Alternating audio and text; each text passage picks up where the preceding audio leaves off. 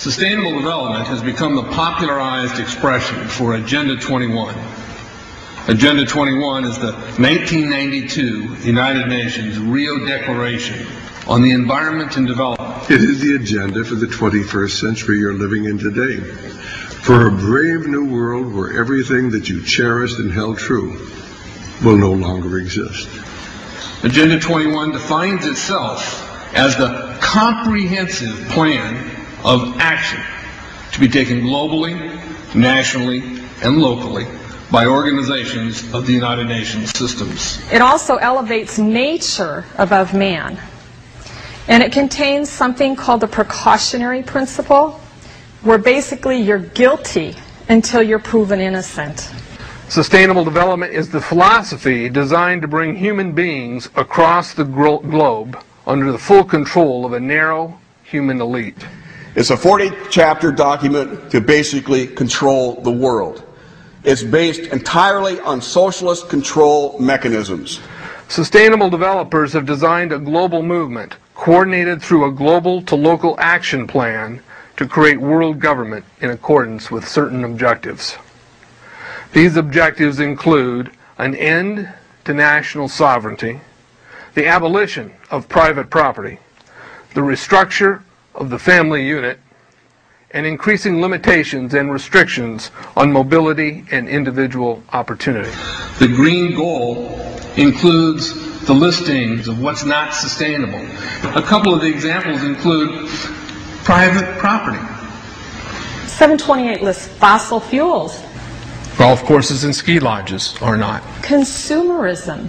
Irrigation is not sustainable. Paved roads. Commercial agriculture. Herbicides, pesticides. Elsewhere, it lists farmlands, pastures, grazing of livestock. And the family unit. The focus of sustainable development is the abolition of private property, societal undermining of the family, and abandonment of the constitutional protection of unalienable rights as described in the Declaration of Independence. You see, I sat on the Santa Cruz Agenda 21 committees. Now, this was a lot of crazy ideas. This was back in the mid-90s. Crazy ideas I heard. Mother Earth's surface wasn't to be scratched.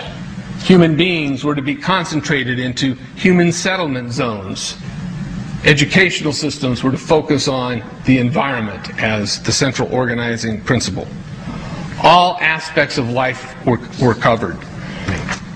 Well, I went to these committees at the request of some people who told me that I needed to understand what was going on, and I came back and I said, this is craziness. This is so silly. It has no chance of having any effect on our society. Well, I was wrong. The United States government's support for sustainable development, Agenda 21, is very clear. In 1992, while the Rio Conference was going on, George Bush, then president, was there where he executed the Agenda 21 protocols on behalf of the United States and brought it back to Washington, D.C. Within a year, Bill Clinton, by executive order, no congressional review, established the President's Council for Sustainable Development. In Santa Cruz, we've got a 2-lane freeway system. We need 4, but what we're getting is hundreds of millions of dollars of federal money to take a dilapidated rail line that Southern Pacific wants to put in the hands of somebody else so that a commuter line can be built along the railroad track. That'll be followed by 14-story buildings where people will live and stack them and pack them units, where developers, or so-called sustainable developers, will build these high-rises with federal dollars. In fact, Santa Cruz has received a $300 million federal grant to build the first 3,000 of these stack them and pack them units. The County Board of Supervisors has said, if you are a sustainable developer, you're immune from any construction defect liability. It's a partnership between selected developers building this new world order and the government using the American taxpayer dollars in order to do it. This is a map of the Wildlands Project. To explain the map, the red are areas that are to be off limits to human beings. No resource development, no human activity. If you live there, you won't. The yellow areas are the areas for major control of all human activity. If you live there, you won't. The black areas, the black dots, are the smart growth zones. That's where human beings are to be stacked and packed in small living units along rail tracks. The Smart Growth Program ultimately has jobs assigned and children cared for by the state. The question has been asked many times how the people who are perpetrating these things expect to do this and make it last. And the answer to that is that you steal a generation of children and you indoctrinate them so that they accept these ideas and they become global citizens in the coming global village. UNESCO came out and declared 2005 to 2015 the decade of education for sustainable development.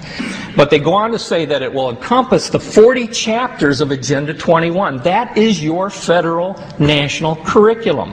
The entire purpose of second grade social studies is to transfer loyalty from the family to the government and teach them about sustainable economic consumption.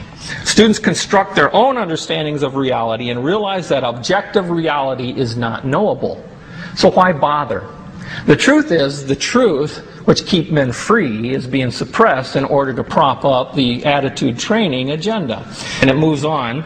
This is our new math called connected mathematics. Standard 3 tells us that students learn that mathematics is man-made, that it is arbitrary, and good solutions are arrived at by consensus.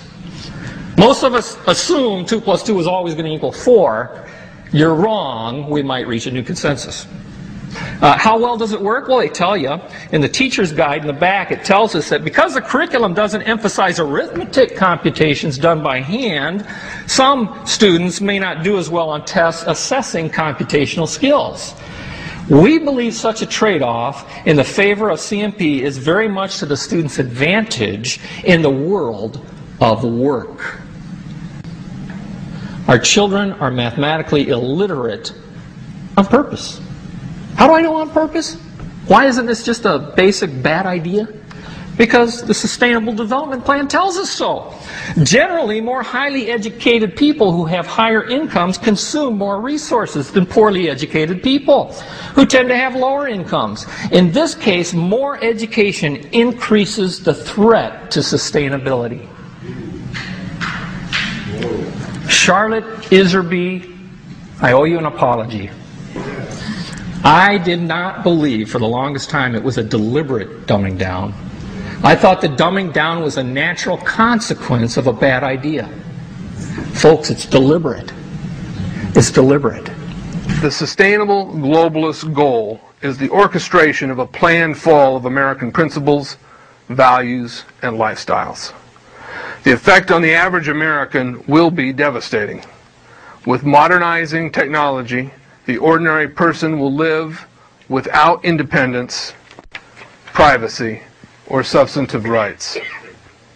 Another press conference that I attended was the ICLEI group, the International Committee for Local Environmental Initiatives, that helps in the implementation of Agenda 21 in all of our local communities.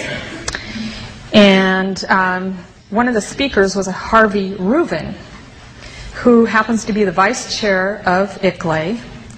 And I asked him about the correlative rights that Americans derive from the United States Constitution and the Bill of Rights. And that, of course, is your individual liberties, your private property, your freedom of speech. I asked about it clashing with Agenda 21. And you know what his response was? Individual rights must take a back seat to the collective.